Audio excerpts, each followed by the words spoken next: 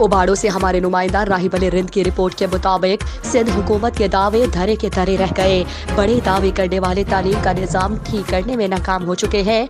हमने तालीम को बहुत अच्छा किया। निज़ाम तब अच्छा होगा जब बिल्डिंगें अच्छी होंगी, अगर वो भी ठीक नहीं होंगी तो पूरा सिस्टम ख़राब होगा। कभी प्राइमरी स्कूलों पर एक भी नज़र डाली? नए दौर में पुरानी बिल्डिंगें अगर नज़र नहीं डाली तो आओ तहसील उबाड़ों यूसी खंबड़ा गवर्नमेंट बॉयज़ में प्राइमरी स्कूल खंबड़ा की 100 साल पुरानी स्कूल की बिल्डिंग आज खंडर का मंजर पेश कर रही है। ऐसा लगता है कि जैसे भूत बंगला हो।